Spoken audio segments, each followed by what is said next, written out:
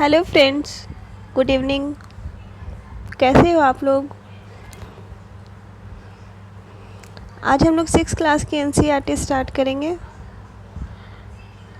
6 class की NCERT first भाग मैंने अपने पिछले वाले वीडियो में पढ़ाया था। आज उसका सेकेंड भाग पढ़ेंगे। चैप्टर है डाइवर्सिटी। ओके, विविधता। विविधता क्या होती है? इंडियन पॉलिटी का बिल्कुल बेसिक से है। क्लास 6 की पाठ्यपुस्तक सामाजिक एवं राजनीतिक जीवन। ओके, हम लोग एक स्टोरी पढ़ रहे थे। डाइवर्सिटी को बहुत अच्छे से एक स्टोरी के थ्रू समझाया गया है इस चैप्टर में, डाइवर्सिटी वाले सेगमेंट में। तो आगे की स्टोरी देखते हैं क्या है। दो लड़का रहता है, एक फुटपाथ पर पेपर बेचता हो और एक उस रोड से साइकिल पर जाता है ना। तो दोनों में क्या असमानता है और क्या डाइवर्सिटी है, विविधता क्या है और असमानता क्या है? ये दोनों दो अलग चीज़ है ना। विविधता, हर अलग चीज़ विविधता नहीं है ना। वो असमानता की कैटेगरी में कौन सी आती, कौन सी डाइवर्सिटी की कैटेगरी में आती है, वो देखेंगे। जहाँ समीर 1 को अंग्रेज़ी ज़्यादा अच्छी आती है, वहीं समीर 2 हिंदी बोलता है। हालांकि दोनों की भाषाएं अलग है, फिर भी दोनों एक दूसरे से बात कर पाएँ, उन्होंने इसके लिए प्रयास किया क्योंकि उनके लिए बात करना महत्वपूर्ण था। समीर 1 और समीर 2 की धार्मिक व सांस्कृतिक पृष्ठभूमियाँ भी अलग हैं। जहाँ समीर 1 हिंदू है, वहीं समीर 2 मुसलमान हैं। दोनों में दोस्ती हुई क्योंकि दोनों दोस्ती करना चाहते थे। खान पान, पहनावा, धर्म, भाषा आदि की ये भिन्नता विविधता के पहलू हैं।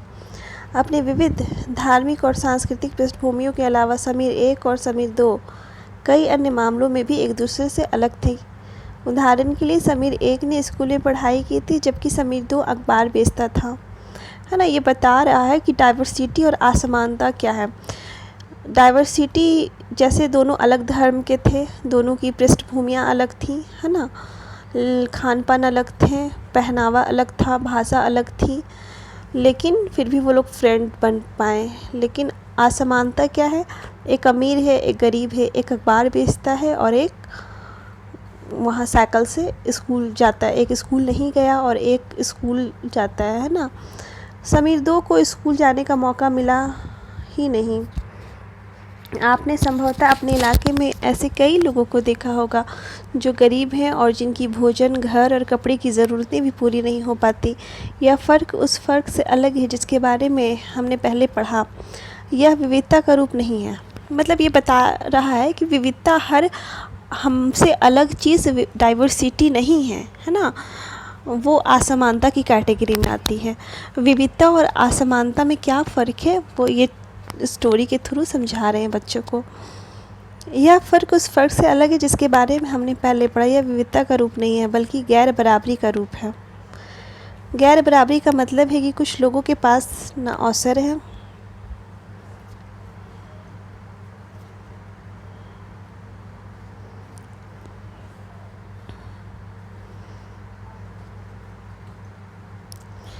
और ना ही ज़मीन या पैसे जैसे संसाधन हैं जो दूसरों के पास है। इसलिए गरीबी और अमीरी विविधता का रूप नहीं है, यह लोगों के बीच मौजूद असमानता यानी गैर बराबरी है ना। ये बता रहे हैं कि अगर एक बच्चा गरीब है, एक अमीर है, एक के पास कम संसाधन है, एक के पास ज़्यादा संसाधन है, एक के पास पढ़ने का मौका है, एक के पास नहीं है, तो इसको डाइवर्सिटी नहीं कहेंगे, इसे विविधता नहीं कहेंगे, इसे असमानता कहेंगे या फिर गैर बराबरी। बराबर नहीं है, गैर बराबर, है ना। जाति व्यवस्था असमानता का एक और उदाहरण है। बिल्कुल, इस व्यवस्था में समाज को अलग अलग समूहों में बांटा गया है। इस बंटवारे का आधार था कि लोग किस किस तरह का काम करते हैं। लोग जिस जाति में पैदा होते थे उसे बदल नहीं सकते। तो उदाहरण के लिए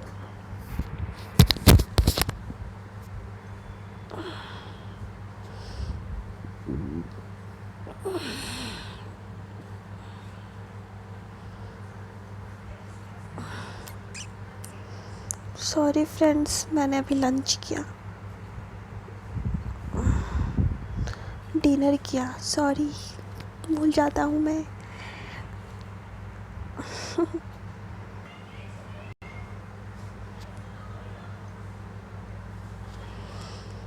है ना। उदाहरण बता रहे हैं जाति व्यवस्था असमानता के एक और उदाहरण। इस व्यवस्था में समाज को अलग अलग समूहों में बांटा गया। इस बंटवारे का आधार था कि लोग किस किस तरह का काम करते हैं।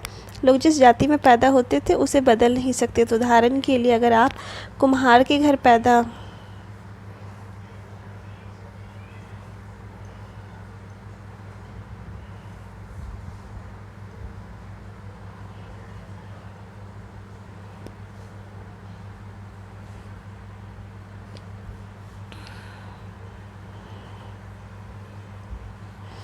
अगर आप कुम्हार के घर पैदा हुई होंगी तो आपकी जाति कुम्हार ही होती और आप बस वही बन सकती थी। कोई व्यक्ति जाति से जुड़ा अपना पेशा भी नहीं बदल सकता था, इसलिए उस ज्ञान के अलावा किसी अन्य ज्ञान को हासिल करना जरूरी नहीं समझा जाता था। इससे गैर बराबरी पैदा हुई। आप इस बारे में अगले पाठों में पढ़ेंगे। मतलब एंशियंट टाइम में बहुत हज़ारों साल पहले या फिर कभी कहीं कहीं आज भी होता है कि जो लोग जैसे कुम्हार हैं, है ना, मिट्टी का बर्तन बनाते हैं, तो अगर उसके घर में कोई बच्चा जन्म लेता है तो फिर वो उसी को काम को करेगा, कोई और काम नहीं करता था। तो ऐसे क्या हुआ कि जाति व्यवस्था ऐसे बढ़ती गई और इससे समाज में असमानता पैदा हुई। विविधता हमारे जीवन को कैसे समृद्ध करती है, देखते हैं। समीर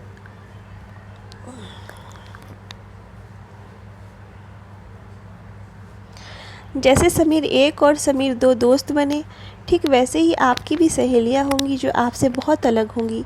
आपने शायद उनके घर में अलग तरह का खाना खाया होगा, उनके साथ अलग त्यौहार मनाए होंगे, उनके कपड़े पहन कर देखे होंगे और थोड़ी बहुत उनकी भाषा भी सीखी होंगी। ये बताना चाह रहे हैं कि आपके बहुत सारे फ्रेंड्स, आपके हमारे बहुत सारे ऐसे फ्रेंड्स हैं जो हमसे बहुत तरीक़ों से अलग है, लेकिन फिर भी वो हमारे फ्रेंड्स हैं, है ना। तो इसे विविधता का रूप है।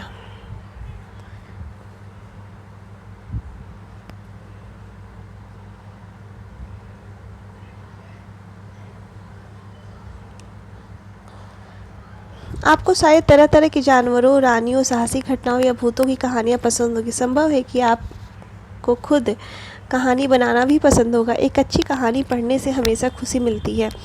उसको पढ़कर और ज़्यादा कहानियाँ बनाने के लिए नए नए विचार मिलते हैं। जो लोग कहानियाँ लिखते हैं वे विभिन्न स्रोतों, किताबों, वास्तविक जीवन और कल्पना से प्रेरणा लेते हैं। कुछ लोग जंगल में जानवरों के नज़दीक रहे और उन्होंने जानवरों की दोस्ती व लड़ाइयों के बारे में कहानियाँ लिखी। कुछ अन्य लोगों ने राजा रानियों के वृत्तांत पढ़कर प्यार और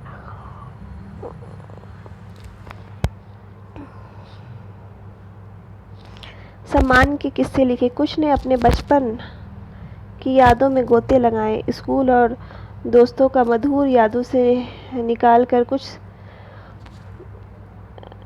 साहस की कहानियाँ लिखी। ये बता रहे हैं कि हम लोग ने कहानी लिखते हैं, है ना। कल्पना कीजिए कि जिनकी कहानियाँ आपने सुनी या पढ़ी हैं, उन सभी कहानीकारों या कहानी सुनाने वालों को ऐसी जगह पर रहना पड़े जहाँ लोग केवल 2 ही रंग के कपड़े पहनते हों, लाल और सफ़ेद, लाल एवं सफ़ेद, एक तरह का खाना खाते हों, शायद आलू, समान रूप से केवल 2 पशु पक्षी को पालते हों, उदाहरण के लिए हिरन और कौवा, और केवल सांप सीढ़ी के खेल से अपना मनोरंजन करते हो। ऐसी जगह रहकर वे कैसी कहानियाँ लिख पाएंगे।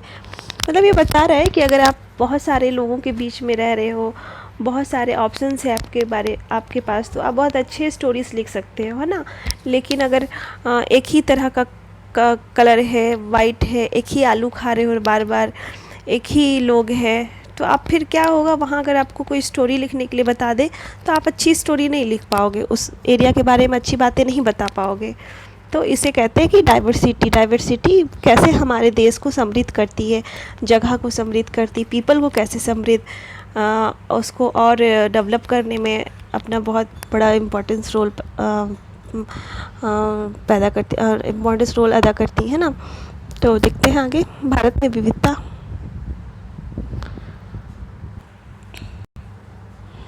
भारत विविधताओं का देश है। हम विभिन्न भाषाएं बोलते हैं, विभिन्न प्रकार का खाना खाते हैं, अलग अलग त्यौहार मनाते हैं और भिन्न भिन्न धर्मों का पालन करते हैं। लेकिन गहराई से सोचें तो वास्तव में हम एक ही जगह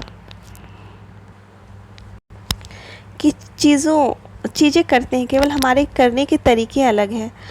मतलब बता रहा है स्टोरी कि हम लोग अलग अलग धर्म को मानते हैं, अलग अलग फेस्टिवल मनाते हैं, है ना, अलग अलग खाना खाते हैं, लेकिन फिर भी अगर सोचे डीपली तो हम एक ही तरह का काम करते हैं, केवल करने के हमारे तरीके अलग हैं। हम विविधता को कैसे पहचानें, है ना, कैसे फाइंड करें? करीब 200 वर्ष पहले जब रेल, हवाई जहाज़, बस और कार हमारे जीवन का हिस्सा नहीं थे,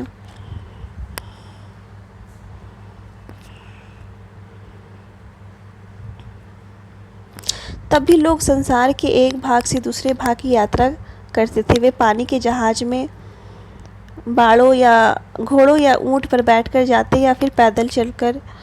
अक्सर ये यात्राएं खेती और बसने के लिए नई ज़मीन की तलाश में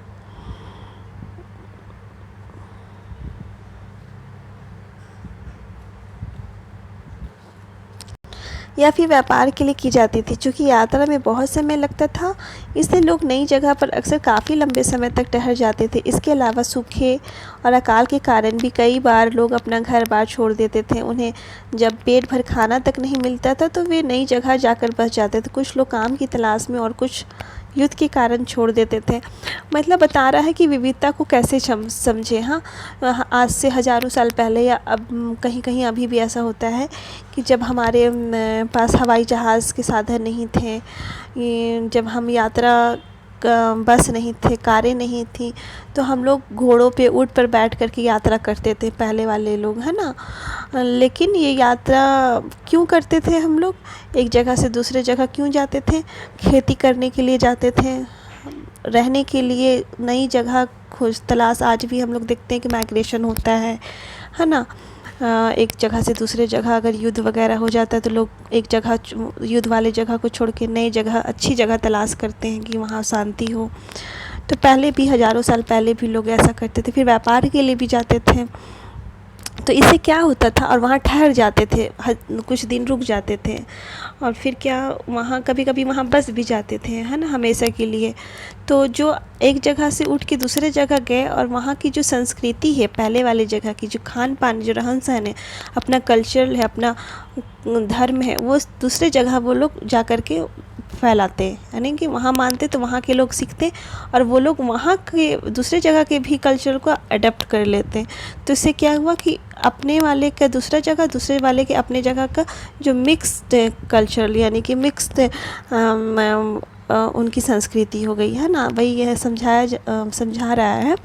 कई जगह और सूखे और अकाल के कारण भी लोग एक जगह से दूसरी जगह चले जाते थे, काम की तलाश में जाते थे, युद्ध के कारण छोड़ देते थे। लोग जब नई जगह में बसना शुरू करते थे तो उनके रहन सहन में थोड़ा बदलाव आ जाता था। कुछ चीज़ें वे नई जगह की अपना लेते थे और कुछ चीज़ों में वे पुराने ढर्रे पर ही चलते रहते थे। इस तरह की उनकी भाषा, भोजन, संगीत, धर्म आदि में नए और पुराने का मिश्रण होता रहता था,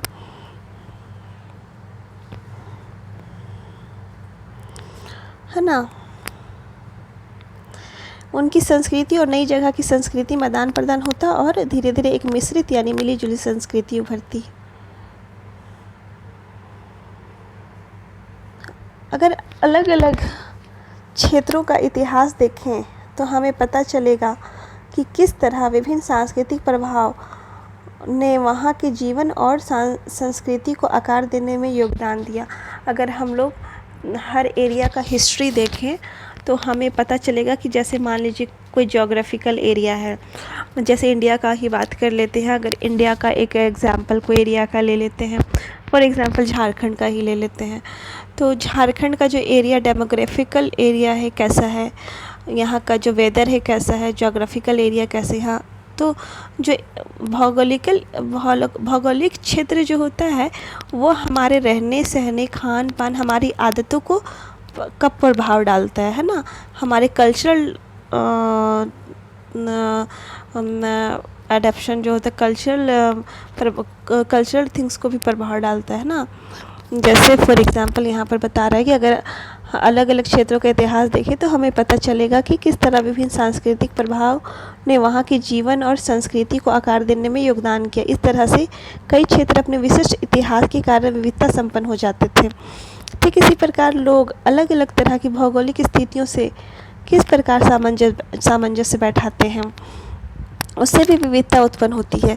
जैसे कभी कभी आप लोग देखोगे कि आप लोग एक जगह कहीं रह रहे हो तो कुछ लोग बहुत अलग डिफरेंट है, अलग कल्चरल फॉलो करते हैं, आप बिल्कुल डिफरेंट कल्चर फॉलो करते हो, लेकिन फिर भी हम लोग एडजस्ट कर लेते हैं, है ना, रह लेते हैं, समझ लेते हैं एक दूसरे को। तो वही चीज़ समझाना चाह रहा है कि हम लोग सामंजस्य बैठाते हैं, उससे भी विविधता उत्पन्न होती है। उदाहरण के लिए समुद्र के पास रहने में और पहाड़ी इलाकों में रहने में बड़ा फ़र्क है। सही बात है, समुद्र के पास रहोगे आप तो वहाँ पानी ईज़िली मिलेगा, वहाँ का घर का स्ट्रक्चर आपका अलग होगा, वहाँ खेती के लिए आपको ईज़िली वे में आप खेती कर पाओगे वहाँ, है ना, वहाँ का वेदर अलग होगा।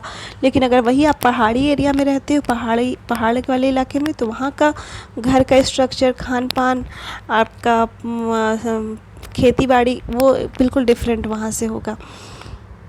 ना केवल वहाँ के लोगों के कपड़ों और खान पान की आदतों में फ़र्क होगा, बल्कि जिस तरह का काम वे करेंगे वे भी अलग होंगे। शहरों में अक्सर लोग यह भूल जाते हैं कि उनका जीवन उनके भौतिक वातावरण से किस तरह गहराई से जुड़ा हुआ है। ऐसा इसलिए कि शहरों में लोग विरले ही अपनी सब्जी या अनाज उगाते हैं, वे इन चीज़ों के लिए बाज़ार पर ही निर्भर रहते हैं। वो मतलब समझा रहा है कि हम लोग कभी कभी शहर में भूल जाते हैं कि हमारा जीवन कैसे भौतिक स्तर पर हमें फ़र्क मतलब हमारा जुड़ा हुआ है। क्योंकि हम जो मार्केट से सब्ज़ी वगैरह ख़रीदते हैं, फल वगैरह ख़रीदते हैं, तो हम कभी कभी ध्यान नहीं देते हैं कि वो कहाँ से रहा है, कहाँ उपजता है ना। सॉरी फ्रेंड, मैंने अभी लंच डिनर किया है, सॉरी, भूल जाता हूँ मैं, भूल जाती हूँ। ओके फ्रेंड्स, होप सो आपको मज़ा आ रहा होगा पढ़ने में। 6th क्लास की NCERT वेरी इंटरेस्टिंग। आप इसका PDF भी डाउनलोड करके पढ़ सकते हो, या मेरे साथ पढ़ो, या फिर आप इसका एप्लीकेशन आता है प्ले स्टोर में, डाउनलोड कर लो, है ना, उसको 2-3 बार पढ़ लो अगर आप बेसिक से स्टार्ट कर रहे हो तो। अगर वो बच्चे जो 6th क्लास के बच्चे हैं वो भी इस वीडियो से अपने पढ़ाई कर सकते हैं। आइए भारत के 2 भागों लद्दाख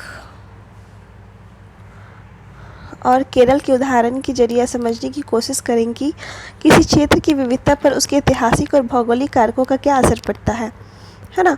जैसे कि एक एरिया है, वहाँ का हिस्ट्री और वहाँ का ज्योग्राफी, है ना, हिस्ट्री कैसा एरिया था, कब वो एरिया डेवलप हुआ, क्या वहाँ पे मिनरल्स है, हिस्ट्री और ज्योग्राफी, वो एरिया कहाँ पर है, उसका वेदर कैसा है ना, वो समुद्र से कितनी दूर है, वो मैदानी इलाका है, पहाड़ी इलाका है, भौगोलिक कारक।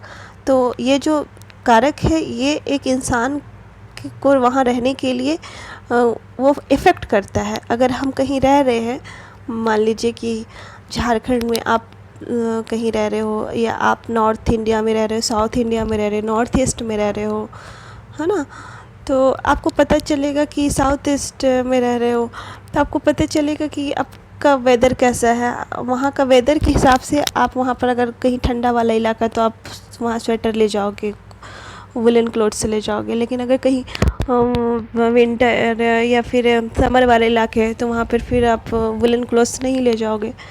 तो बड़ा फ़र्क करता है हमारे रहन सहन में, जोग्राफिकल एरिया। ठीक है, तो हम आगे देखते हैं कि उदाहरण में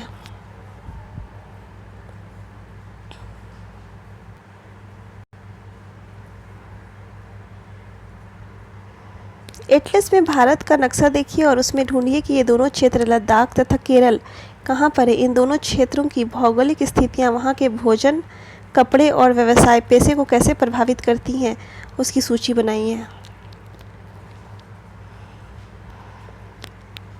अब हम लोग पढ़ेंगे दो, हमारा एक यूटी पढ़ेंगे और एक स्टेट पढ़ेंगे। ओके, केरल स्टेट और लद्दाख। जैसा कि हम लोग जानते हैं कि रीऑर्गेनाइज हुआ है, 2 यूटी बना है। पहले यूटी नहीं हुआ करता था, और जम्मू एंड कश्मीर और लद्दाख एक ही था, है ना। लेकिन अभी जम्मू कश्मीर और लद्दाख अलग हो गया, तो हमारा लद्दाख एक यूटी है, यूनियन टेरिटरी, केंद्र शासित प्रदेश। लद्दाख, यहाँ पिक में देख रहे होगे आप।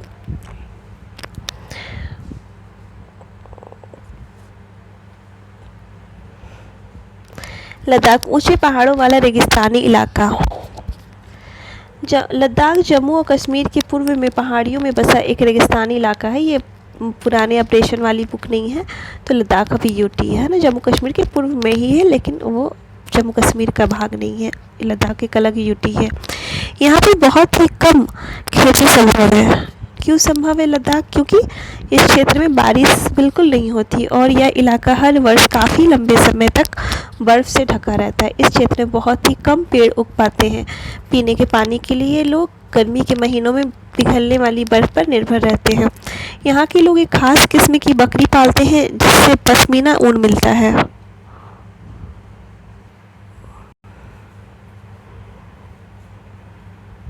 यह ऊन कीमती है, इसलिए पश्मीना शॉल बड़ी महंगी होती है। लद्दाख के लोग बड़ी सावधानी से इस ऊन को इकट्ठा करके कश्मीर के व्यापारियों को बेच देते हैं। मुख्यतः कश्मीर में ही पश्मीना शालें बुनी जाती हैं। यहाँ के लोग दूध से बने पदार्थ जैसे मक्खन, चीज़, खास तरह का छेना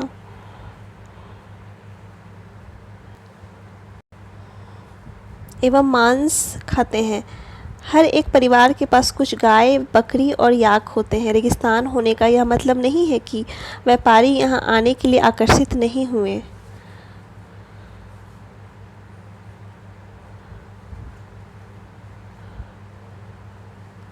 लद्दाख तो व्यापार के लिए एक अच्छा रास्ता माना गया है क्योंकि यहाँ कई घाटियाँ हैं।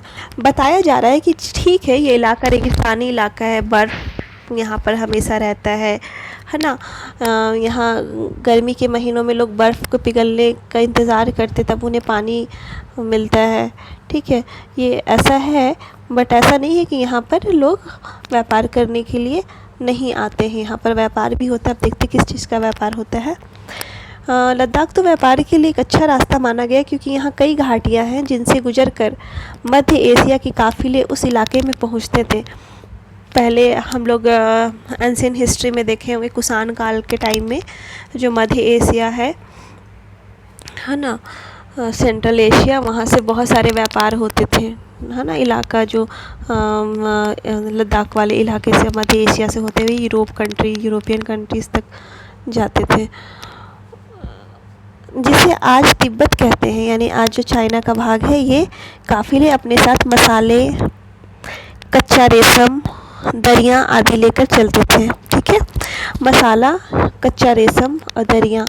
लद्दाख के रास्ते ही बौद्ध धर्म तिब्बत पहुंचा। देखिए कितना इम्पोर्टेंट जगह है। लद्दाख का रास्ते के जरिए ही बौद्ध धर्म कहाँ पहुंच गया? तिब्बत पहुंचा, है ना। बौद्ध धर्म का जन्म कहाँ हुआ था? हम लोग जानते हैं कि ये हमारे नेपाल की लुम्बिनी से स्टार्ट हुआ और भारत में बौद्ध धर्म का जन्म हुआ, है ना।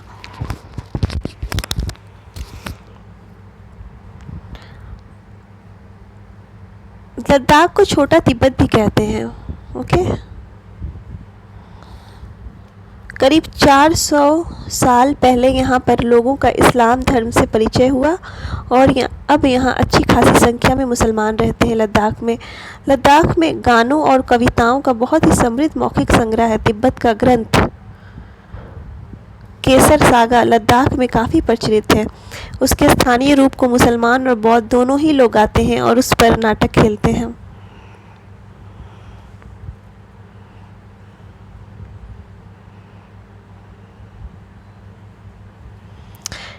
ये तो लद्दाख के बारे में। अब केरल के बारे में देखते हैं। केरल भारत के दक्षिणी पश्चिमी, है ना, साउथ वाले एरिया में दक्षिणी पश्चिमी कोने में बसा हुआ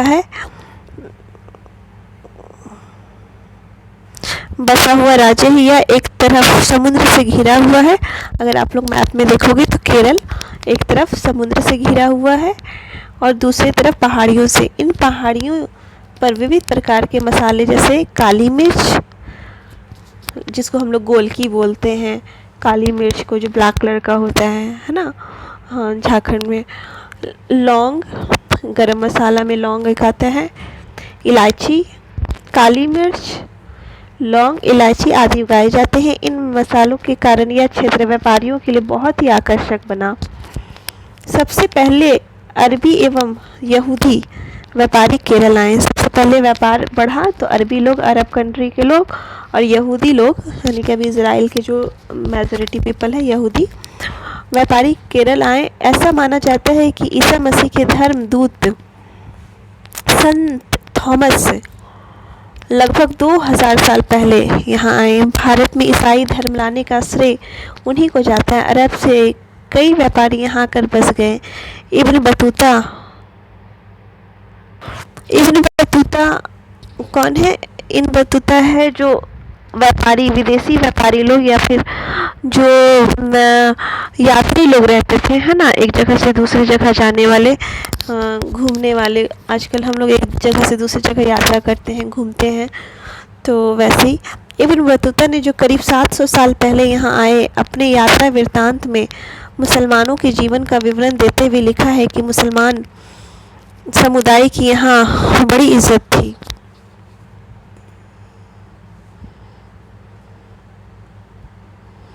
Vasco D gamma, south Africa हम लोग जानते हैं। वास्को डी गामा पानी के जहाज़ से यहाँ पहुँचे तो पुर्तगालियों ने यूरोप से भारत तक का समुद्री रास्ता जाना, है ना। 1498 ईस्वी में वास्को डी गामा जहाज़ के जरिए यहाँ पहुँचे तो पुर्तगाली जो है ना, पुर्तगालियों ने यूरोप से भारत तक का समुद्री रास्ता जाना। इन सब ये हिस्ट्री में हम लोग पढ़ेंगे वास्को डी गामा और पुर्तगाली वगैरह के बारे में, ठीक है। इन सभी ऐतिहासिक प्रभावों के कारण केरल के लोग विभिन्न धर्मों का पालन करते हैं, जिनमें यहूदी, इस्लाम, ईसाई, हिंदू एवं बौद्ध धर्म शामिल है। क्यों करते? क्योंकि पहला व्यापारी कौन था जो केरल में आया? अरबी और यहूदी लोग, है ना। और Vasco D gamma Ibn Battuta एक यात्री है। वो बताते हैं अपने यात्रा वृत्तांत में, है ना, जब हम लोग कहीं जाते हैं तो हम लोग नोट से लिखते हैं, तो वो अपने यात्रा वृत्तांत लिखते थे जर्नी का। तो उनमें बताते हैं कि मुसलमानों 700 साल पहले, करीब 700 साल पहले वो यहाँ आए और बताया कि मुसलमान समुदाय की यहाँ बड़ी इज्जत थी, है ना। वास्को डी गामा पानी के जहाज़ से यहाँ पहुँचे और पुर्तगालियों ने यूरोप से भारत का समुद्री रास्ता खोज निकाला। इन ऐतिहासिक प्रभावों के कारण केरल के लोग विभिन्न धर्मों को फॉलो करते हैं। इसी कारण से बहुत धर्म को फॉलो करते हैं, है ना, क्योंकि बहुत लोग आए तो बहुत उसके साथ साथ लोग के साथ उनके कल्चरल थिंग्स भी आ गए, है ना। मानने वाले लोग आ गए, जैसे धार्मिक लोग भी आए। यहूदी, इस्लाम धर्म का भी आगमन हुआ, जो वो लोग अपने किस कस्टम को फॉलो करते हैं, जो अलग अलग कस्टम को फॉलो करते हैं, जैसे यहूदी, इस्लाम, ईसाई, हिंदू और बौद्ध धर्म। चीन के व्यापारी भी केरल आए। यहाँ पर मछली पकड़ने के लिए जो जाल इस्तेमाल किए जाते हैं वे चीनी जालों से हूबहू मिलते हैं और उन्हें चीनावला कहते हैं। तलने के लिए जो लोग बर्तन इस्तेमाल करते हैं उसे चीना चट्टी कहते हैं। इसमें चीन शब्द इस बात की ओर इशारा करता है कि उसकी उत्पत्ति कहाँ हुई होगी। केरल की उपजाऊ ज़मीन और जलवायु चावल की खेती के लिए बहुत उपयुक्त है और वहाँ के अधिकतर लोग मछली, सब्ज़ी और चावल खाते हैं। जलवायु खेती के लिए बहुत अच्छी है, वहाँ का जो इन्वायरमेंट है ना। और क्या लोग खाते हैं? मछली खाते हैं, वहाँ सब्जी खाते हैं और चावल खाते हैं, क्योंकि हम बता रहे हैं कि किसी के रहन सहन, खान पान पर वहाँ के भौगोलिक कारक, वहाँ के जोग्राफिकल फैक्टर्स बहुत बड़ा रोल प्ले करता है ना। क्योंकि अगर वहाँ पर खेती अच्छी होती तो ऑब्वियसली चावल ज़्यादा उपजेगा। समुद्री इलाका है तो मछली उत्पादन होगा, तो वहाँ का लोग खाना फिर क्या खाएंगे? चावल और मछली ज़्यादा खाएंगे। सब्ज़ीज़ वहाँ उगेंगे, वेदर अच्छा है तो सब्ज़ी खाएंगे। तो ये चीज़ ये समझा रहा है चैप्टर।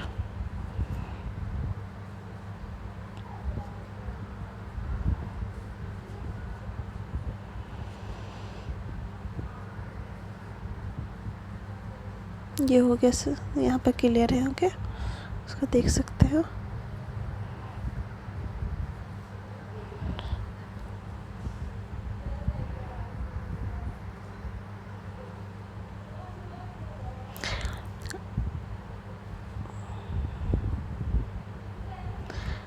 जहाँ केरल और लद्दाख की भौगोलिक स्थितियाँ एक दूसरे से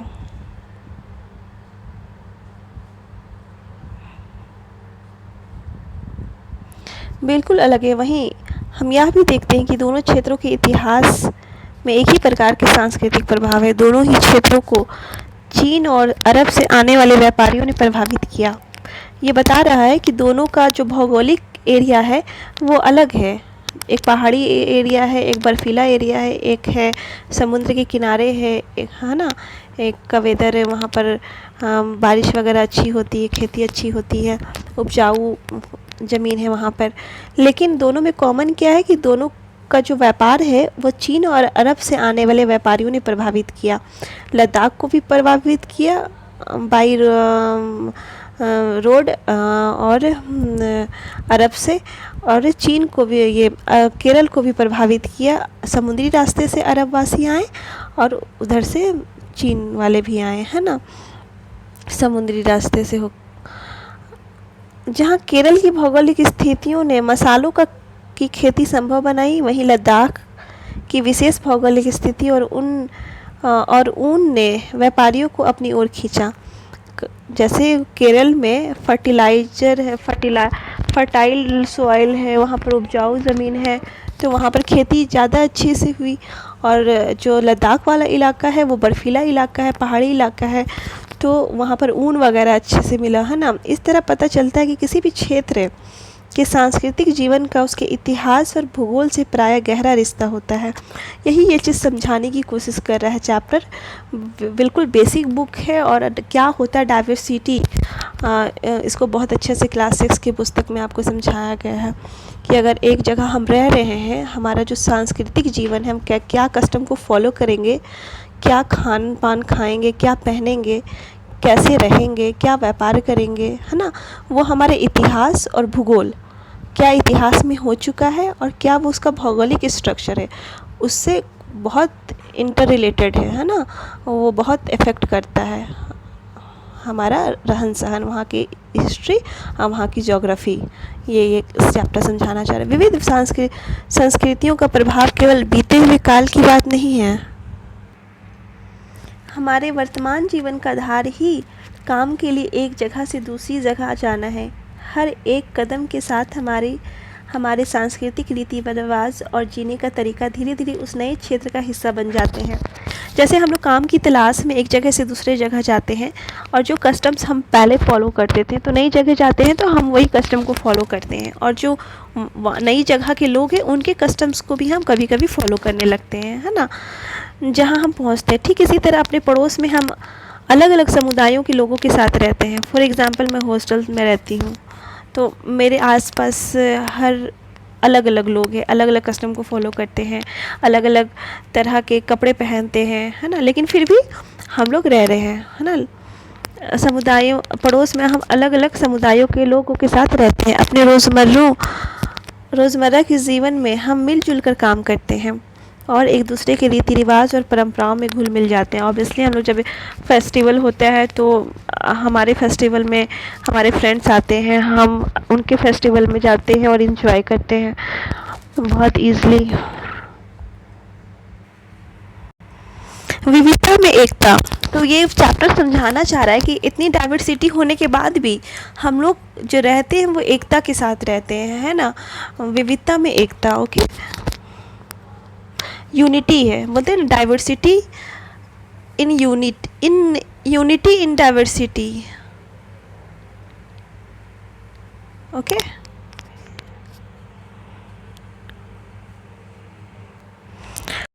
भारत की विविधता या अनेकता को उसकी ताकत का स्रोत माना जाता है। ऑब्वियसली हमारा जो यूनिटी है वो हमारी ताकत है, हमारी जो विविधता है वो हमारी ताकत है। जब अंग्रेज़ों का भारत पर राज था तो विभिन्न धर्म, भाषा और क्षेत्र की महिलाओं और पुरुषों ने अंग्रेज़ों के खिलाफ मिलकर लड़ाई लड़ी। ये एग्जाम्पल बता रहे हैं ये चैप्टर कि जब हमारा अंग्रेज़ों से लड़ाई हो रही थी तो उस वक्त हमारे देश में बहुत सारे धर्म के लोग थे, भाषा के लोग थे, क्षेत्र के लोग थे, जो महिलाओं पुरुषों ने मिलकर अंग्रेज़ों के खिलाफ लड़ाई लड़ी, है ना। भारत के स्वतंत्रता संग्राम में अलग अलग परिवेशों के लोग शामिल थे। उन्होंने एकजुट होकर आंदोलन किया, इकट्ठे जेल गए और अंग्रेज़ों का अलग अलग तरीक़ों से विरोध किया। अंग्रेज़ों ने सोचा था कि वे भारत के लोगों में फूट डाल सकते हैं। ऑब्वियसली वो डिवाइड एंड रूल की पॉलिसी चलाते थे, है ना, क्योंकि उसमें काफ़ी विविधताएँ हैं और इस तरह उनका राज चलता रहेगा, मगर लोगों ने दिखला दिया कि वे एक दूसरे से चाहे कितने ही भिन्न हों, अंग्रेज़ों के खिलाफ लड़ी जाने वाली लड़ाई में वे सब एक थे, है ना। डाइवर्सिटी कितनी भी अंग्रेज़ों ने सोचा कि इतने अलग अलग तरह के लोग हैं तो एक को दूसरे के खिलाफ, दूसरे को तीसरे के खिलाफ कुछ भी बोल देंगे और आपस में लड़वा देंगे, बट नहीं, ऐसा नहीं हुआ। इतनी डाइवर्सिटी रहने के बाद भी हम लोगों ने अंग्रेज़ों के खिलाफ लड़ाई लड़ी, हमारे पूर्वजों ने। यहाँ एक कविता दिया गया है ना। दिन खून के हमारे प्यारे ना भूल जाना, खुशियों में अपनी हम पर आंसू बहा के जाना। ये सब ऐसे वगैरह में आप कभी कहीं लिख सकते हो, ये इसको नोट्स कर सकते हो, है ना, अपने डायरी में। सयाद ने हमारे चुन चुन के फूल तोड़े, वीरान इस चमन में कोई गुल खिला के जाना। दिन खून के हमारे, गोली खा के सोए जलिया बाग में हम, सोनी पड़ी कब्र पर दिया जला के जाना। दिन खून के हमारे। हिंदू और मुसलमानों की होती है आज होली, बहते हैं एक रंग में, दामन भिगो के जाना। दिन खून के हमारे। कुछ जेल में पड़े हैं, कुछ कब्र में गड़े हैं, दो बूंद आंसू उन पर प्यारे बहा के जाना। दिन खून के हमारे, है ना। ये स्वतंत्रता संग्राम जो मोमेंट हुआ था हमारा, आज़ादी की लड़ाई, उस पर ये जालियांवाला बाग में जो 13 अप्रैल को हुआ था, उसकी सारी स्टोरी दी गई है।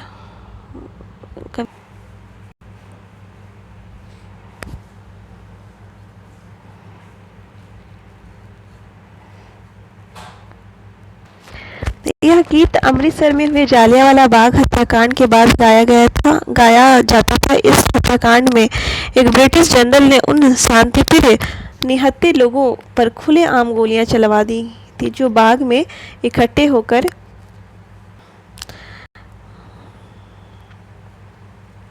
सभा कर रहे थे। महिला, पुरुष, हिंदू, मुसलमान एवं सिख, कितने सारे लोग थे जो अंग्रेजों की पक्षपातपूर्ण नीति का विरोध करने के लिए जमा हुए थे। उसमें से बहुत लोगों की जानें गई और उससे भी ज़्यादा घायल हुए। यह गीत उन्हीं शहीदों की याद में गाया गया था, है ना। हम लोग जानते हैं कि जालियांवाला बाग में जो सभा करने के लोग इकट्ठा हुए थे, तो वहाँ पर एक जनरल डायर था, उन्होंने ऑर्डर दे दिया कि गोलियाँ चलाने के लिए, और चारों तरफ से गेट बंद करके। तो कितने लोग वहाँ निहत्थे लोग जो बाग में इकट्ठा हुए थे सभा करने के लिए, तो डेथ कर गए, शहीद हो गए। स्वतंत्रता संग्राम के दौरान उभरते गीत और चिन्ह विविधता के प्रति हमारा विश्वास बनाए रखते हैं। मतलब बता रहा है कि स्वतंत्रता संग्राम के दौरान जो गीत उभरा, जो सारे लोगों ने मिल कर के लड़ाई लड़ी और उससे जो गीत उभरा, जो लोगों ने गाया, वो हमारी विविधता के प्रति हमारा विश्वास को बनाए रखते। क्या आप भारतीय झंडे की कहानी जानते हैं, जानती हैं? स्वतंत्रता संग्राम के दौरान ही भारत के झंडे की परिकल्पना की गई थी। इस झंडे को सारे भारत में लोगों ने अंग्रेजों के खिलाफ इस्तेमाल किया था। जवाहरलाल नेहरू ने अपनी किताब भारत की खोज में, है ना, discovery of India, Jawaharlal Nehru ने, जो फॉर्मर प्राइम मिनिस्टर थे हमारे, लिखा कि भारतीय एकता कोई बाहर से थोपी हुई चीज़ नहीं है, बल्कि यह बहुत ही गहरी है। जवाहरलाल नेहरू ने अपनी किताब भारत की खोज में लिखा कि भारतीय एकता कोई बाहर से थोपी हुई चीज़ नहीं है, बल्कि यह बहुत ही गहरी है, जिसके अंदर अलग अलग तरह के विश्वास और प्रथाओं को स्वीकार करने की भावना है। इसमें विविधता को पहचानना और प्रोत्साहित किया जाता है, पहचाना जाता है, प्रोत्साहित किया। नेहरू ही थे जिन्होंने भारत की विविधता का वर्णन करते हुए अनेकता में एकता का विचार हमें दिया, है ना। Unity in the diversity. Rabindranath Tagore द्वारा रचित हमारा राष्ट्रगान भारतीय एकता की ही एक अभिव्यक्ति है ना। जो हमारा राष्ट्रगान है जन गण मन, वो रविंद्रनाथ टैगोर ने लिखा है, रचित राष्ट्रगान भी भारतीय एकता की ही एक अभिव्यक्ति है। राष्ट्रगान किस तरह से एकता का वर्णन करता है, इसे अपने शब्दों में लिखिए। ऑब्वियसली हम लोग जानते हैं कि उसमें हमारे सारे ज्योग्राफी एरिया, सारे कस्टम्स को, सारे कल्चरल को उस राष्ट्रगान में गाया जाता है ना। तो ये वेरी ब्यूटीफुली एक्सप्लेन किया गया है। डाइवर्सिटी चैप्टर में क्लास 6 की पुस्तक है, आप लोग इसको पढ़ सकते हो, इसको पढ़ें, बिल्कुल पढ़ें। बेसिक बुक है, बहुत अच्छे से, बहुत सिंपल से लैंग्वेज में समझाया गया है ना। अगर आप यूपीएससी के प्रिपरेशन, कोई भी सिविल सर्विसेज की तैयारी करना चाहते हो या कर रहे हो तो बिल्कुल बेसिक कंसेप्ट ही पूछता है। आप देखते होगे कि आंसर राइटिंग में भी बहुत साधारण सा लैंग्वेज में आपको सटीक आंसर करना रहता है ना, ताकि एग्जामिनर को भी समझ में आए, आपको भी आए। और अल्टीमेटली हमारा जो काम है सिविल सर्विसेज, सिविल एस्पायरेंट या लोक सेवक का, ब्यूरोक्रेट्स का, उनको ज़मीनी हकीकत, ज़मीन पर ग्राउंड लेवल पर जाकर लोगों से बातचीत करना है, लोगों को समझाना है। तो बिल्कुल साधारण से लैंग्वेज में ब्यूटीफुली उसको एक्सप्लेन करना है, ओके, ताकि अगले को अच्छे से समझ में आ जाए। तो एनसीईआरटी की जो पाठ्य पुस्तक है वो इसी चीज़ को बहुत अच्छे से कैप्चर किया और इसी चीज़ को बहुत अच्छे से समझाई है, डाइवर्सिटी चैप्टर। तो फिर नेक्स्ट चैप्टर हम लोग पढ़ेंगे फ्रेंड्स, ओके। आप लोग कमेंट बॉक्स में बताओगे कि आपको ये चैप्टर कैसा लगा। Okay friends, thank you so much.